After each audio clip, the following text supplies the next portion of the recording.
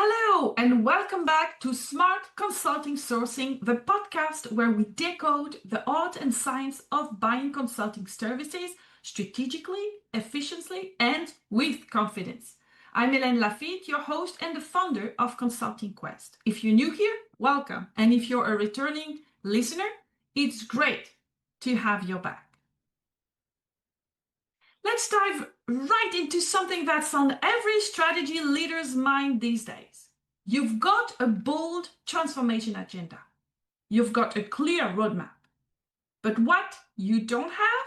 An unlimited consulting budget. So the question isn't, should we use consultants? It is, where can consultants add the most value? And how do we make that value go further? That's exactly what we're unpacking today. Smart consulting utilization, how strategy leaders can do more with less. Over the next 20 minutes, I'll walk you through how to choose which project truly justify external support, the different delivery models from fully internal to fully outsourced, new ways to tap into the evolving consulting ecosystem, and how to embed smarter consulting usage across your organization. Because consulting isn't just a cost, it's a lever. And when you use it well, it can fund, accelerate, and strengthen your transformation journey. So let's step back for a second and look at the big picture. If you're leading strategy or transformation in any sizable organization today, chances are your list of priorities is growing by the day. Digital acceleration, sustainability, new operating model, cost optimization, capability building. It doesn't stop. But your resources? Well, they do. And even if you believe in the power of consulting, and I absolutely do, you cannot bring in external support for every initiative. Financially, it is not viable. Politically, it won't fly. And practically, it's just not realistic. And quite frankly, it shouldn't be the goal either. Because consulting is not meant to replace internal leadership. It's not a shortcut, it's a tool. A selective lever to solve specific problems, speed up results, and free up your own teams to focus on where they add the most value. And not all projects are created equal. Some are strategic, high impact, and complex. The kinds of projects where bringing in external expertise actually move the needle. And others are important, yes, but not necessarily urgent or hard to deliver with your internal capabilities. So the real question becomes, how do you decide which project to handle internally and which one truly justify external help? That's where smart consulting utilization starts. That's what separates companies that spend their consulting budget reactively from those that use consulting as a true driver of transformation. So here's the mindset I want you to keep today. You don't need consultant everywhere. But you need a clear method for identifying where they deliver real leverage. And when you get that right, something powerful happens. You not only improve your project outcomes, you also free up budget you can reinvest in the rest of your roadmap. So how do you actually bring consultants into the picture in a smart and structured way? That's where the delivery model spectrum comes in. And choosing the right model for the right project makes all the difference. Now, just because a project might benefit from external support doesn't mean you automatically call a large consulting firm and hand over the reins. Today's reality is far more nuanced. Consulting delivery isn't a binary choice between do it yourself or bring in the expert. It's a spectrum, a range of models from fully internal to fully external and everything in between. So let's walk through it. On one hand, you have your internal teams, your day-to-day operators capable of handling projects that fit well within their domain and capacity. Then you might have an internal consulting unit or transformation of office, whatever you call it. These are dedicated in-house teams that bring structure and method to more complex work, but remain fully embedded within your organization. Then things get interesting with hybrid model. A hybrid with internal lead setup means that your internal team stay in the driver's seat, but you selectively bring in external experts to fill the gap. Maybe it's benchmarking data, maybe it's specialized capabilities, but you stay in control and you tap into outside insight where it matters. On the flip side, a hybrid with external lead flips that ownership. The consulting team leads the engagement, but works hand in hand with your internal teams to co-create the solution. It's still collaborative, but with the external team doing more of the heavy lifting. And then you have the fully external model. This is where you hand off the entire project end to end to an outside firm. So it's best suited for highly complex, time-sensitive, or politically sensitive initiatives where neutrality, speed, or sheer scale are critical. So how do you pick the right model? It starts with being brutally honest about your internal capabilities. Do you have the skills to lead this project yourselves? Do you have the bandwidth? Do you know how to manage consultants well? Some teams are highly consulting savvy. They can scope the work, lead the engagement, and use consultants surgically. Others need more support. And that's okay. The key is finding the right balance of control and contribution. There is no universal answer here. But the more options you have, the more flexibility you gain. And that's what allows you to stretch your budget, boost outcomes, and maintain momentum across your transformation agenda. Now let's talk about sequencing. Because even if you got a solid roadmap, you probably can't and shouldn't, to be honest, fund everything at once.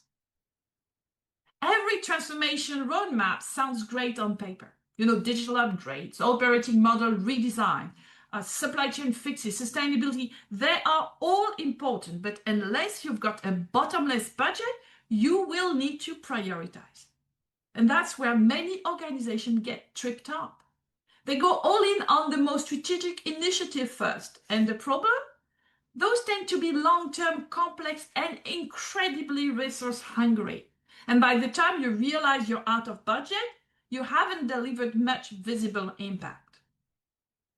So what's the start move? It's the two-track approach. On track one, quick wins, cash-generating projects. These are the fast ROI plays. Maybe it's optimizing procurement. Maybe it's tightening working capital. Maybe it's tweaking pricing to boost margin. They're not always glamorous, but they free up budget and cash, and that budget becomes the fuel of the rest of your transformation. On the second track, strategic bets. These are the long-range, high-stakes projects, new business models, digital capabilities, executive alignment. They are critical, but expensive and slow to deliver. So it's not just what you do, it's the order in which you do it.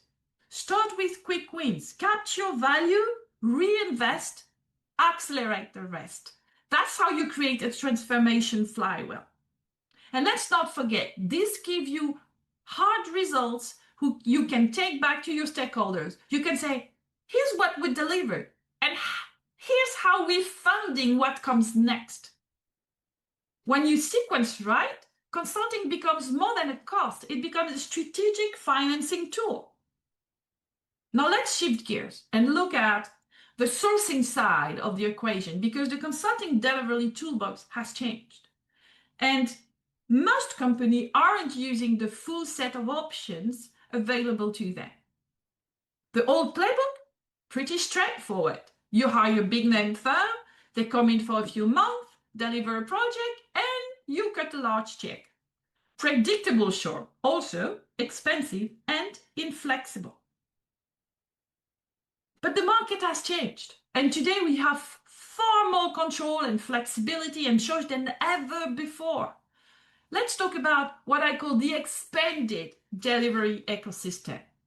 So first you have freelance consultants and boutique specialists.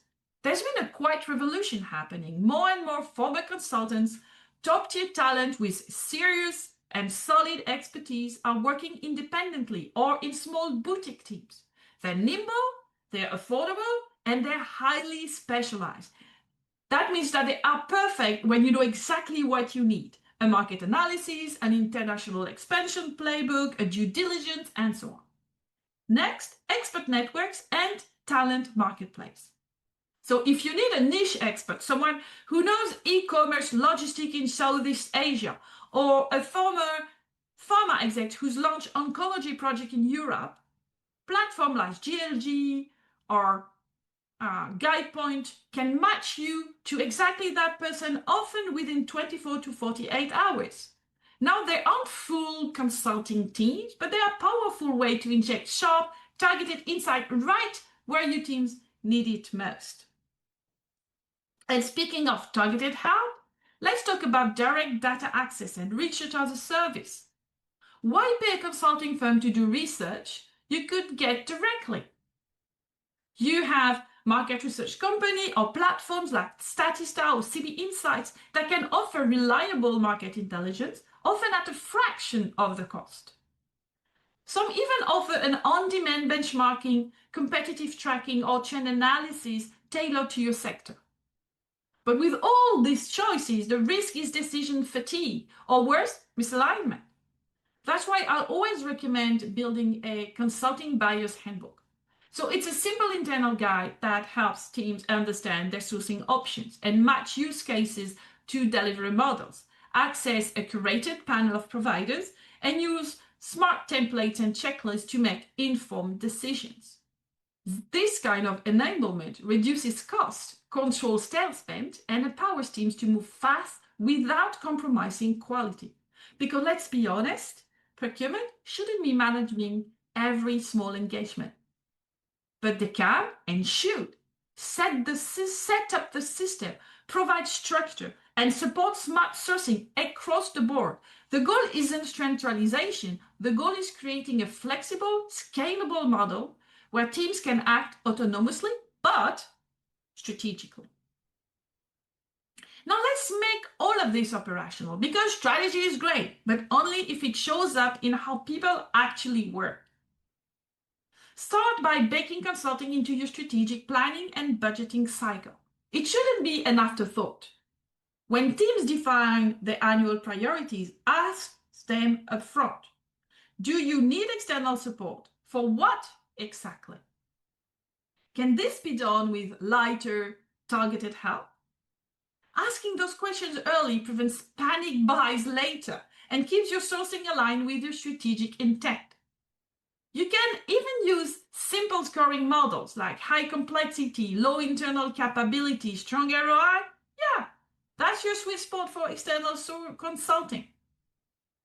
Next, create a smart intake process. No red tape, just clarity. Make it easy for stakeholders to describe their project, assess internal versus external delivery, get routed to the right sourcing model, and trigger the right tools automatically, whether it's an RFP template, an expert search, or a provider panel.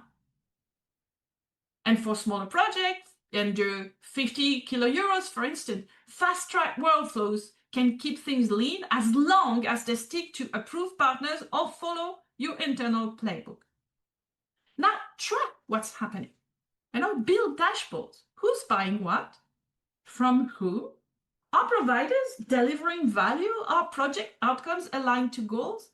You don't need the perfect data. Even simple dashboards will highlight patterns like duplicated efforts, recurring vendors, or spend hotspots. Layer on a quarterly portfolio review, and suddenly your consulting activity becomes visible and manageable.